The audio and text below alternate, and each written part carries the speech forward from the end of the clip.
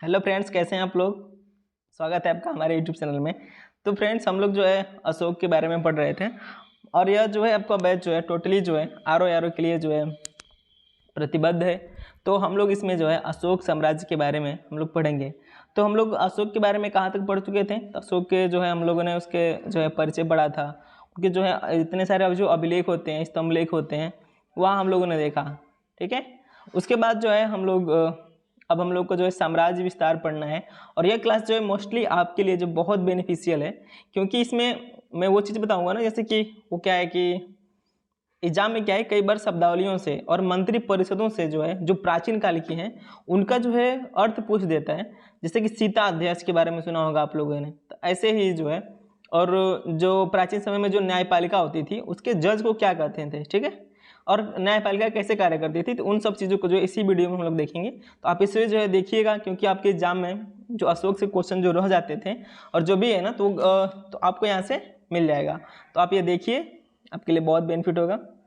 Class में enjoy करिए। एक बार मैं आपको बता दूं कि जो है अगर आपने आर ओ का फॉर्म अप्लाई नहीं किया होगा तो अप्लाई कर लीजिए, क्योंकि लास्ट डेट उसका 9 नवंबर तक है। ठीक है। ऑलरेडी आज 1 नवंबर है, तो आप उसे फॉर्म को अप्लाई करिए और एग्ज़ाम दीजिए। बाकी कोई बात नहीं। तो हम लोगों ने अशोक का जो है उसका परिचय और उसकी जो है शिलालेखों के बारे में, स्तंभ लेखों के बारे में, और उनके जो है माता का नाम और उनकी पत्नी का नाम, उनके अभिलेख, स्तंभ लेख, हर चीज़ जो है हम लोग अशोक के बारे में देख चुके हैं। और यहाँ से हम लोग को जो है क्या देखना है कि अशोक का जो है विजय अभियान और इसका साम्राज्य विस्तार। तो अशोक का विजय अभियान हम लोग पढ़ेंगे। इसमें क्या दिया है, 13वें शिलालेख के अनुसार अशोक अपने राज्याभिषेक के 8वें वर्ष बाद 261 BC में कलिंग युद्ध लड़ा। ठीक है। तथा युद्ध विजय के बाद भेरी घोष के स्थान पर धम्म घोष का नारा दिया। अब यहाँ इसका मतलब मैं आपको समझा दूं कि अशोक जो थे ना, अशोक जो उनकी जानकारी कहाँ से मिलती है, तो 13वें अभिलेख से, 13वें शिलालेख से। ठीक है। किस चीज़ की जानकारी मिलती है, तो कलिंग युद्ध की। ठीक है। कलिंग युद्ध की किस शिलालेख से जानकारी मिलती है, तो 13वें शिलालेख से जो है जानकारी मिलती है। यहाँ पर जो है कलिंग जो है, कलिंग में क्या करता है, अशोक जो है विजयी हो जाते हैं। और यहाँ पर कलिंग पर जो है कहानियाँ बनी है कि कलिंग जब युद्ध लड़ रहे थे अशोक, तो अशोक जो है इस युद्ध में लड़ने के बाद यहाँ पर जो है लाखों लोग जो है इसमें कटे मरे, दोनों दोनों पक्ष के मरे। और जो है कितने जो लोग हैं, जिससे एक जैसे बच्चे होते हैं ना, जैसे अनाथ होते हैं आज भी, तो वो उन मतलब अशोक के हिसाब से, मतलब अशोक क्या है, मतलब एक बहुत ही संवेदनशील माना जाता है यहाँ पर। और यहीं कलिंग में ही अशोक जो है अपनी सारी संवेदनशीलता को यहाँ पर व्यक्त करता है। फिर वह इस समय महसूस करता है कि जो है युद्ध में कुछ रखा नहीं गया है। ठीक है। क्योंकि युद्ध के बाद क्या है कि जैसे कि अब 1 लाख लोग मरे हैं, तो वो लोग मरे हैं, फिर उनके जो है जो सगे संबंधियाँ हैं, बहुत लोग इधर उधर बिछड़ जाने की वजह से जो है समाज में एक बहुत मतलब जो है बुरा इम्पैक्ट पड़ने की वजह से अशोक जो है अपने आप को बदलता है और भेरी घोष के स्थान पर धम्म घोष की स्थापना करता है। भेरी घोष क्या है, भेरी घोष का मतलब होता है युद्ध होता है। ठीक है ना, यानी युद्ध के नगाड़े बजाना और युद्ध के लिए जो है तत्पर रहना। और धम्म घोष क्या है, एक तरह से शांति का संदेश है और एक व्यवहारिक संदेश है। तो इसी तरह जो है अशोक अपने शिलालेख में भी लिखता है इसी कलिंग युद्ध के बाद कि जो है हमारे आने वाली पीढ़ियां भी युद्ध नहीं करेगी और किसी साम्राज्य पर राज्य करने से बेहतर है कि वह किस पर राज करे, लोगों के दिल पर राज करे। ठीक है।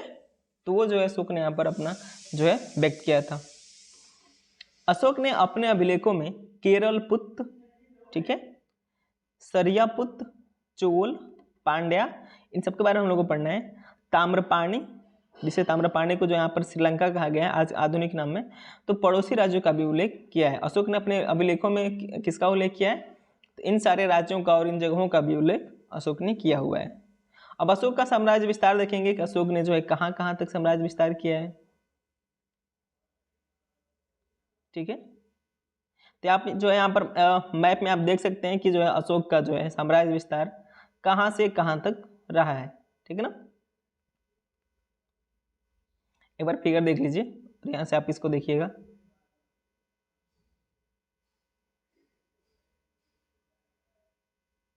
ये सारे जो है मैंने आपको जो है अभिलेखों में बता दिया है कि जो है शाहबाजगढ़ी के अभिलेख हैं, और ये जो है मानसेहरा के बारे में मैंने बताया था। ठीक है ना, ये सब हम लोग पढ़ चुके हैं। बाकी इसमें जो है दिया हुआ आप इसे देख लीजिएगा। अब यहाँ पर देखिए मौर्यन डायनेस्टी जो है 265 BC में कहाँ तक रही है। आप सोच सकते हैं कि जो है मतलब जो है अशोक का कितना बड़ा जो है विशाल एक तरह से साम्राज्य हम लोग को देखने को मिलता है। यानी यहाँ से देख सकते हैं आप लोग, ठीक है, गुजरात, यहाँ से फिर केरल तक जो है यहाँ पर, और तमिलनाडु से जो है आंध्र प्रदेश के पास, और यहाँ पूरा जो है यहाँ तक जो है अशोक का जो है यहाँ पर जो है साम्राज्य विस्तार देखने को मिलता है। ठीक है ना।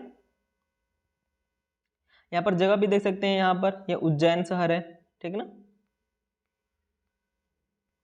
एक और मैप लगा हुआ है, यहाँ भी आप देख सकते हैं।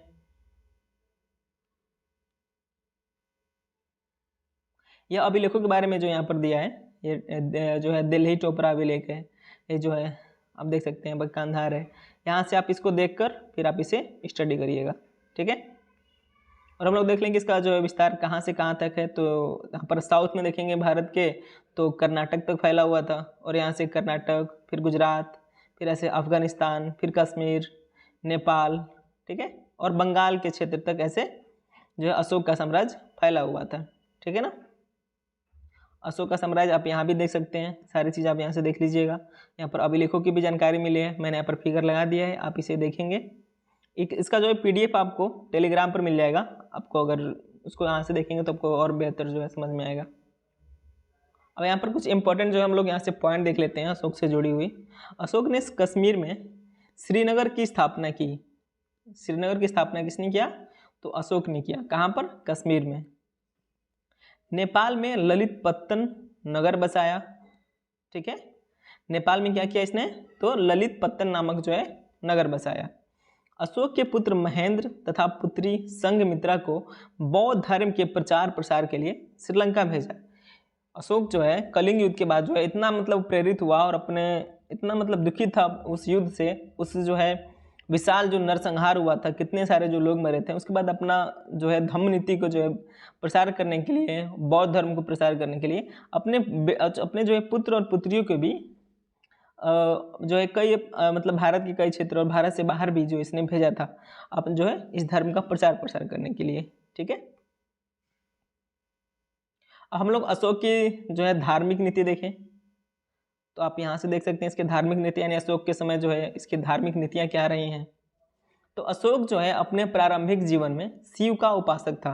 अशोक जो है अपने प्रारंभिक समय में ना किसका उपासक था? तो शिव का। ठीक है।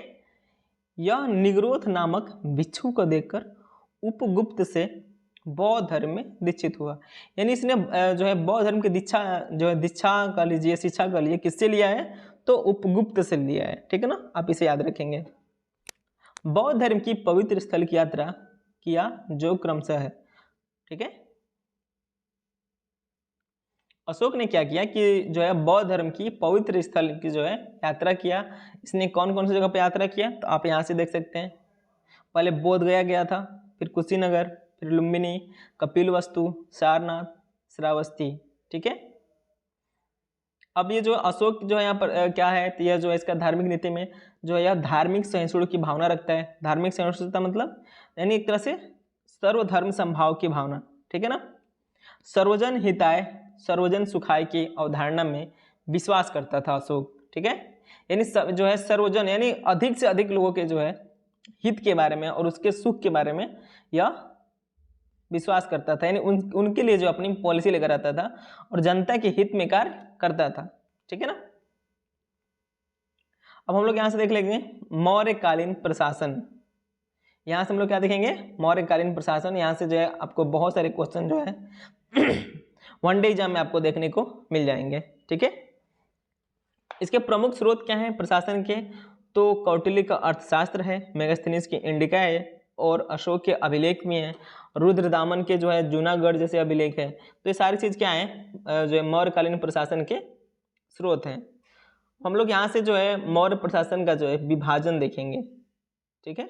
यहाँ पर मौर्य प्रशासन के जो है मौर्य प्रशासन में मौर्य का जो प्रशासन था वहाँ पर केंद्र कौन होता था, यानी केंद्रीय कौन होता था? केंद्रीय शक्तियाँ तो राजा होता था। ठीक है।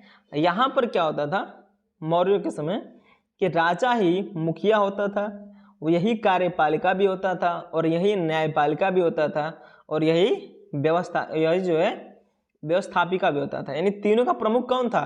तो राजा था। जैसे आज हम लोग के देश में कौन है, ठीक है, आज है ना हम लोग के देश में जैसे न्यायपालिका है, ठीक है, कार्यपालिका है, जो है विधायिका है। तो यहाँ पर भी जो यहाँ पर तीनों जो है देखने को मिलता है।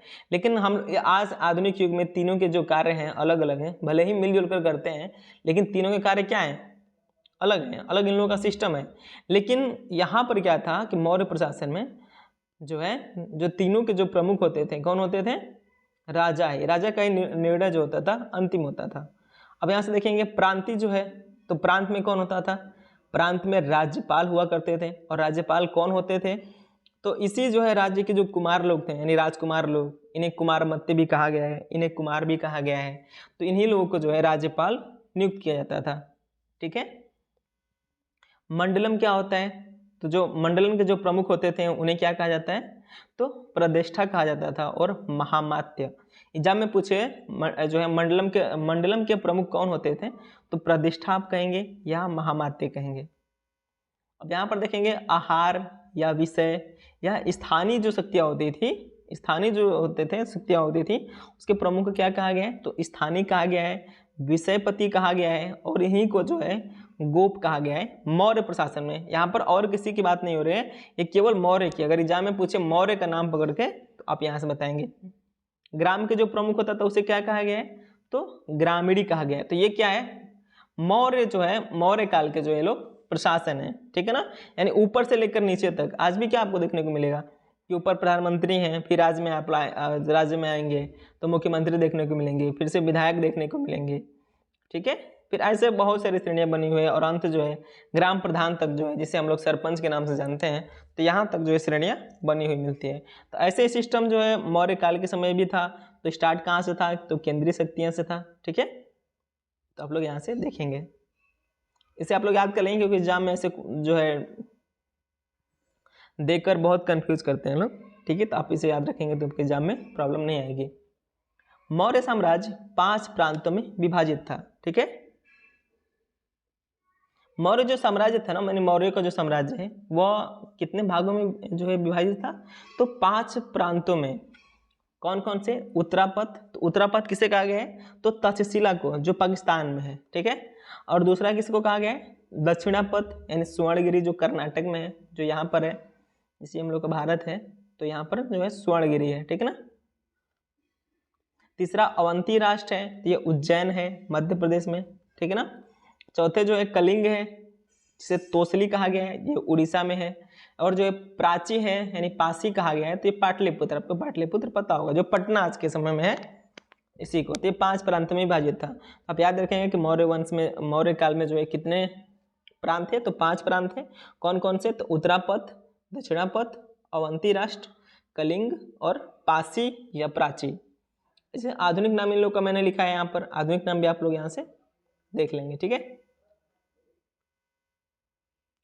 कौटिल्य के अर्थशास्त्र में राज्य के सप्तांग सिद्धांत का उल्लेख किया गया है। सप्तांग सिद्धांत कौन कौन से हैं, सप्तांग सिद्धांत में जो है कौन कौन है, तो पहला क्या है, एक जो है सप्तांग सिद्धांत में राजा होना चाहिए, यानी राजा है जिसे स्वामी कहा गया है, मंत्री है, मित्र है, दुर्ग है जो किला जिसकी बात हो रही है, कोष होना चाहिए, सेना है, राज्य है और उसी का जो है भूभाग है, ठीक है ना।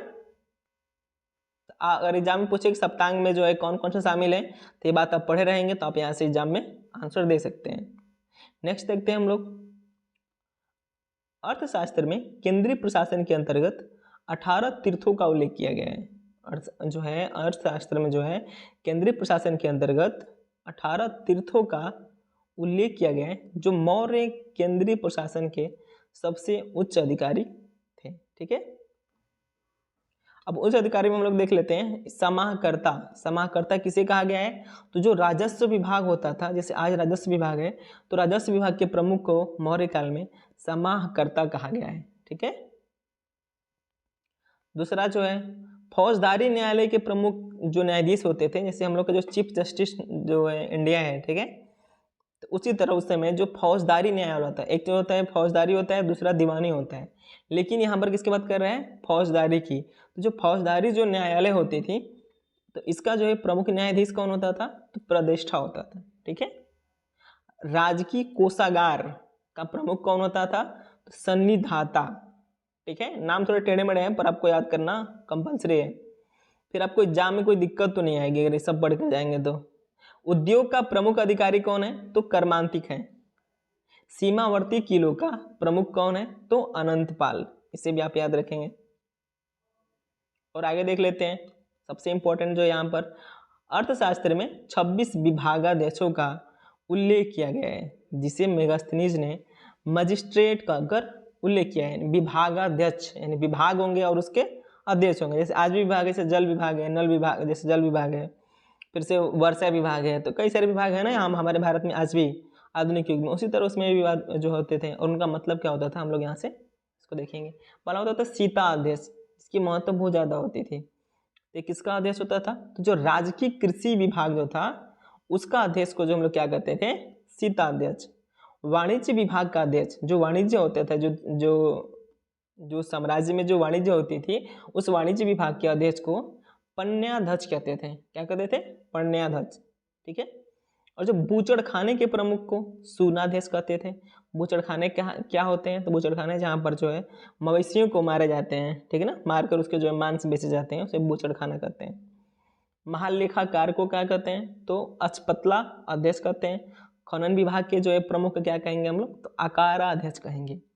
कटवाई बुनाई विभाग अध्यक्ष को सूत्राध्यक्ष कहेंगे। ये चीज़ आप याद रखेंगे, आप एग्जाम में लगा लेंगे, नॉर्मल है। पर बाकी आप लोग जो है एक सीता जो है बहुत इंपॉर्टेंट होता है, कई बार एग्जाम में पूछा भी हुआ है, तो आप इसे भी देख सकते हैं। ठीक है ना। और भी हम लोग देख लेते हैं आगे। मौर्यकालीन नगर प्रशासन का प्रमुख स्रोत मेगास्थनीज का इंडिका है, जिसमें पाटलिपुत्र के नगर प्रशासन का उल्लेख किया गया है। ठीक है। इंडिका में नगर के सबसे बड़े अधिकारी को एस्ट्रोनोमोई कहा गया है तथा जिलाधिकारी को एग्रोनोमोई कहा गया है, जो सड़क निर्माण विभाग से भी संबंधित था। ठीक है। इंडिका के अनुसार नगर प्रशासन एक 30 सदस्यों के मंडल द्वारा संचालित होता था तथा यह 6 समितियों में विभक्त था एवं प्रत्येक समिति में 5 सदस्य होते थे। यानी जो है इंडिका क्या बताती है कि जो मौर्य का जो नगर प्रशासन रहा जो था वो 30 सदस्यों के मंडल द्वारा संचालित होता था। ठीक है। और कैसे होता था? तो यह जो है 6 समितियों में विभक्त था और इसमें प्रत्येक समिति में कितने लोग थे? तो 5 लोग थे। अर्थशास्त्र में गुप्तचर को गूढ़ पुरुष कहा गया है, जो 2 भागों में विभक्त हैं। ठीक है। पहला क्या था? तो संस्था कहा गया है और दूसरा संचार। संस्था मतलब एक स्थान पर रुक कर काम करने वाले गुप्तचर, और संचार मीन्स भ्रमणशील गुप्तचर। यानी आज भी हम लोग के पास जो है गुप्तचर हैं। गुप्तचर मतलब समझ रहे हैं ना, जैसे NIA हो गया, तो उसमें के जो होते हैं NIA के, तो उसे आज जो है भारत की जो भी गुप्तचर व्यवस्था है बहुत जो है मतलब सेंसिटिव उस समय भी होती थी। गुप्तचर की जो है ज़रूरत हर समय होती है, जो राज्य के जो है अलग अलग जगह पर होते हैं या देश के अलग अलग देशों में जो है रहते हैं, छिप कर रहते हैं, और वहाँ की जो खुफिया जो जानकारी है वो लोग जो है प्रोवाइड करते हैं, जिससे देश की खतरा से जो है बचा जा सकता है। ठीक है ना। गुप्तचर विभाग के प्रमुख को सर्प महामात्य कहते थे। आप इसे भी याद रखेंगे। मौर्य काल में राजा के न्यायालय तथा ग्राम न्यायालय के अतिरिक्त 2 प्रमुख न्यायालय होते थे। राजा जो है मौर्य काल में जो है राजा के न्यायालय तथा जो है ग्राम न्यायालय के अतिरिक्त 2 प्रमुख न्यायालय होते थे। पहला कौन था? तो कंटक शोधन, दूसरा है जो है धर्मस्थी यानी दीवानी न्यायालय। और कंटक शोधन क्या है? तो यह फौजदारी न्यायालय। इसके प्रमुख को प्रतिष्ठा कहते हैं और जो है दीवानी न्यायालय को के प्रमुख को व्यवहारिक कहा जाता था। इन दोनों चीज़ों का आप याद रखेंगे। ठीक है ना। आगे हम लोग कुछ नोट देख लें। तो मौर्य काल में जो है न्याय व्यवस्था जो थी बहुत ही कठोर थी। ठीक है। और जो है अर्थशास्त्र के जो है उसके द्वारा देखेंगे आप लोग, इसमें कर चोरी को जो है बहुत बड़ा जुर्म बताया गया है कौटिल्य के अनुसार। तो मौर्य काल में न्याय व्यवस्था जो है कठोर थी। मृत्युदंड, कारावास, देश निष्कासन, अंग विच्छेदन तथा अर्थदंड दिया जाता था। यानी इस समय भी जो है मौर्य के समय भी जो है बहुत सारे दंड होती थी। मृत्युदंड आप जानते हैं, कारावास यानी 6 महीने का, 7 महीने का, 2 साल का जेल होता था। देश निष्कासन, अगर कोई बहुत बड़ा जुर्म कर दिया है तो उसे मौर्य साम्राज्य से, यानी जो है मौर्य का जितना भी साम्राज्य होगा वो जो है वहाँ से पूरा निकाल दिया जाएगा, यानी एक तरह से देश से बाहर कर दिया जाएगा। अंग विच्छेदन, यानी किसी जो है कोई ऐसा जुर्म किया है तो उस अंग को ही काट दिया जाता था, ठीक है। या अर्थदंड, या कोई अगर छोटा मोटा जुर्म है तो वहाँ पर पैसे लेकर, यानी पैसे के रूप में जो है दंड दिया जाता था, फीस के रूप में। राजा का न्यायालय जो है सर्वोच्च न्यायालय होता था, यानी अंतिम न्यायालय कौन है, तो जो है राजा ही है, ठीक है। मौर्य काल में कर व्यवस्था प्रचलित थी। सामान्यतः भू राजस्व जो कर था वो 1/4 से 1/6 भाग लिया जाता था। भाग, भोग, सीता, विष्टि, बलि, हिरण जो है कर के प्रकार थे। अब एग्जाम में पूछे कि कर के प्रकार कौन कौन से थे, तो जो जितने सारे लिखे गए ना हिरण्य तक, ये सब जो है कर के प्रकार रहे हैं। सीता कर क्या है, तो ये राजकीय भूमि से प्राप्त होती थी। भाग कर रहे जो स्वतंत्र किस्सों से प्राप्त होती थी। और प्रण जो है आपातकाल के समय जो है प्राप्त कर को कहते हैं। विष्टि जो है बेगार और बिना धन के कार्य को जो है विष्टि कहा गया है। बलि कर लिया जाता था, एक प्रकार का जो है धार्मिक कर है। ये एग्जाम में आपके लिए जो ये इंपॉर्टेंट है, बलि कर किससे संबंधित है, ये जो है धार्मिक कर से, एक प्रकार का धार्मिक कर है। और हिरण्य जो है नगद रूप से लिया जाता था, ठीक है। मौर्य शासकों के पास एक विशाल सेना थी जिसका उल्लेख जस्टिन एवं प्लूटार्क ने किया है। मौर्य के पास रथ सेना, पैदल सेना और हस्ती सेना यानी हाथियों की सेना, नौसेना, अश्वसेना थी। यानी मौर्य जो है एक तरह से अपनी जो सामरिक जो स्थिति है, यानी जो सैनिक व्यवस्था है वो बहुत ही जो है विशाल थी। यानी मौर्य की जो सेना जो थी वास्तव में एक विशाल थी, जिससे जो है वो देश के जो है सारे हिस्सों पर जो है अपना कब्जा कर पाए, अपना साम्राज्य विस्तार कर पाए। तो फ्रेंड्स हम लोग जो है यहाँ पर मौर्य को जो है अशोक का जो है यहीं पर द एंड होता है, और जो है अशोक के जो हम लोग यहाँ से उसका जो है मौर्य के प्रशासन पढ़ लिए। अगले लेक्चर में हम लोग जो है मौर्य के सामाजिक जीवन के बारे में पढ़ेंगे, जो आपके मेंस के लिए इंपॉर्टेंट है। और जो ये मौर्य का जो हम लोग प्रशासन पढ़े हैं वो मेनली किसके लिए इंपॉर्टेंट है, तो वो प्रीलिम्स के लिए, ठीक है। तो फ्रेंड्स आप इस वीडियो में बने रहिए, और ऐसे ही जो वीडियो के जितने भी सीरीज आते रहेगी आप सबको देखिए, और अपना जो है इस कोर्स को रिवीजन करते रहिए। बाकी जो कोई भी प्रॉब्लम है, कोई डाउट है, हमसे बेहिचक पूछिए, कोई प्रॉब्लम हो तो बताइए। फ्रेंड्स हम आपके साथ हैं, ठीक है। तो आज की क्लास में बस इतना ही, नेक्स्ट क्लास जो है आपको कल मिलेगी। Thank you, bye bye.